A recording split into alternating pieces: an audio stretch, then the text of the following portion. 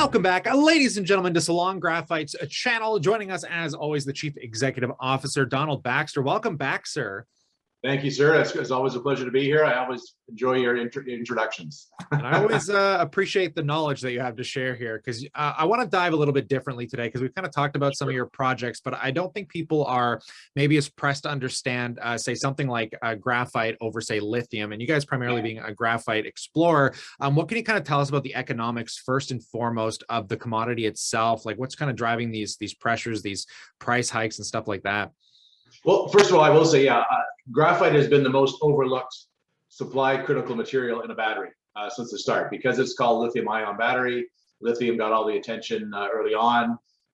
Then it switched to cobalt, then nickel. You get some other smaller ones as well. But graphite is, I think, finally coming to the forefront. But the key thing is the economics of graphite. Graphite's been around as an industrial use for forever.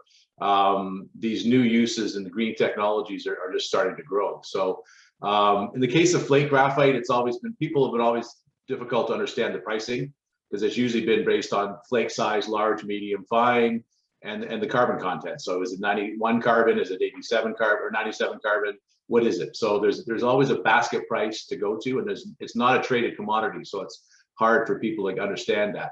In our case with Ceylon Graphite, we've got vein graphite. So it's not even published anywhere, the pricing. It's much higher priced, much smaller market right now. It goes more into carbon brushes and a few other higher end applications, but it'll sell for about $2,000 a ton. Whereas a basket price for flake graphite, depending on the flake size distribution in the deposit, it can be anywhere from $800 to maybe barely $1,000, because it depends on what percentage of the large flake you have, and that's the higher priced item. So it's a little bit opaque, and that's what keeps a lot of people away. They always ask, "Where's your offtake agreement?" If you're trying to finance. Well, we don't have one, and there isn't one. It doesn't exist. So that's been sort of the problem with getting noticed in the graphite space, be it graphite flake or vein. But it's starting to change now. We're starting to see that people are realizing that it's a critical material. As I've said in a few of our other interviews, the OEMs are now starting to go up the supply chain, realizing that if they want to build these factories, then you basically have to secure your supply of these raw materials. And we've learned that since COVID. If we're still in COVID, wherever we are, that our supply chains were pretty tight, and we were reliant heavily on China. And that translates right to graphite. So of what Ceylon's looking to do and the other flake producers are looking to do, us in particular, is to take the material from the ground, it's in Sri Lanka, and process it to batteries, for batteries. That's the demand. That's the high value, high margin product for graphite.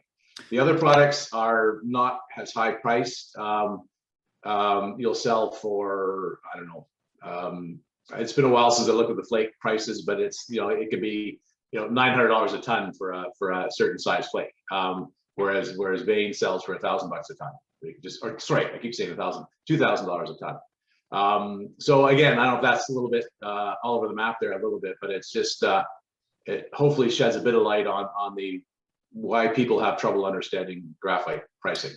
So in what countries, because like you said, you guys are primarily operating out of Sri Lanka, but when we're talking about this commodity, where do you find it to be most abundant, and what's the competition is with people trying to find this right now?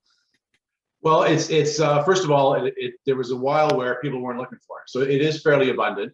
You do get a lot of deposits in Canada through mainly Ontario, through Quebec, and majority of the Canadian-based projects are in Quebec. Just because that's the geology running through there, the gneissic metamorphic structure. You'll get deposits in Madagascar, in Mozambique, Tanzania. The Australians are pretty heavy into Mozambique, Tanzania, Namibia. Sri Lanka has always been known as the only place to get true vein graphite, and that's because in the ground it's 95 carbon and it's quite abundant. So it is smaller scale than the flake mining in, say, Mozambique, where you've got Sierra Resources as a 300,000 ton per annum processing plant. But that also translates into us. We have smaller mines, lower capex, and we don't need the big primary processing plants to take it to the next step. We can take it from the mine straight to the battery process, where the flake miners have to, 150 million or more to build a mine and a plant to get it to where we already are. So there's a bit of a trade-off there on the economics. So I'm saying that, and I'm not knocking the flake at all, because we're going to need, we need millions of tons of this stuff. That's the key thing. The number now by 2030 is 4 million tons of processed graphite for batteries. There'll be a mix of synthetic and natural.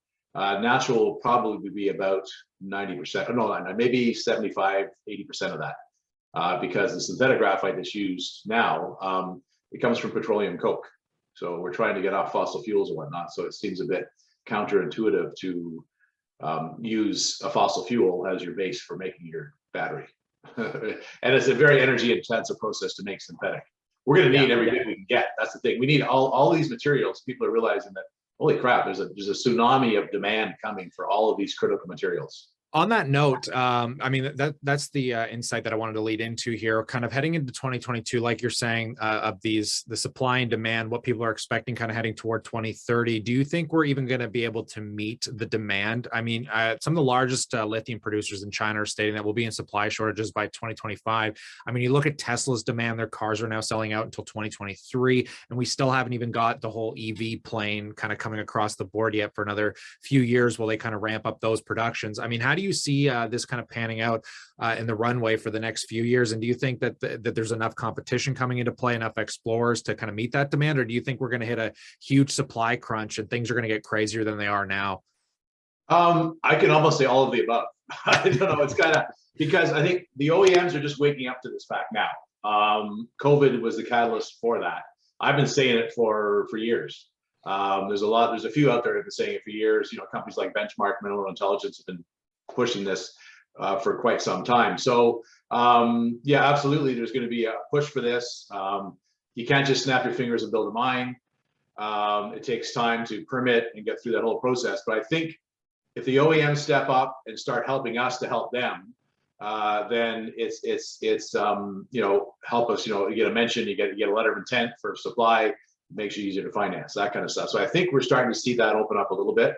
We are in fact talking to OEMs, which would 2 years ago which would be unheard of. So I think we are on the cusp of an acceleration. There's lots of graphite out there. The bottleneck really is the processing capability. So it's a matter of being able to process at scale, large scale. I've been doing it for a while, and looking at different machines. How do some of the off-the-shelf part of it is how many thousands of tons can we get out of this machine to spherinize, for example. So there's some that will do 400 tons a year.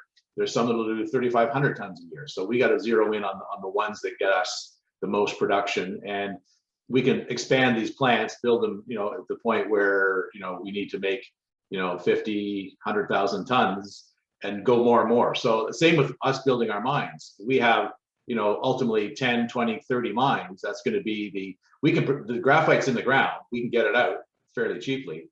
But we need the OEMs to say, okay, we want you guys to give us 50,000 tons a year of this stuff, or someone else 80,000, whatever allows us to do what we need to do to help them. So that's maybe a little bit roundabout from your question there, but I think it's starting to realize that we need to make some adjustments to accelerate this process, or we will have shortages for sure. Because the other part of the graphite industry is still there. It's not growing as rapidly, but I think there's going to be a supply deficit even in graphite. I thought I saw 2025, 2026. That's from a benchmark thing too. So you're bang on that question for sure. So lots to look forward to. I really appreciate these insights today, Donald. Okay, thanks. I look forward to next time. And I think hopefully next conversation, if it's next week, we're close to more exciting announcements so far as our battery full cell results. And I'm still working away getting our senior geologist consultant, getting him his charter so we can have some more news on our resource updates as well too. So I look forward to that. Appreciate it. Lots to look forward to. So again, if you guys ever have any questions, I mean, this is a really enthralling conversation to have experts like yourself in this field kind of answer these questions. So let us know what you think in the comment section below. We can bring it up to Donald at a later date. But in light of this, folks, stay cool, stay awesome, and I look forward to catching you in the next one.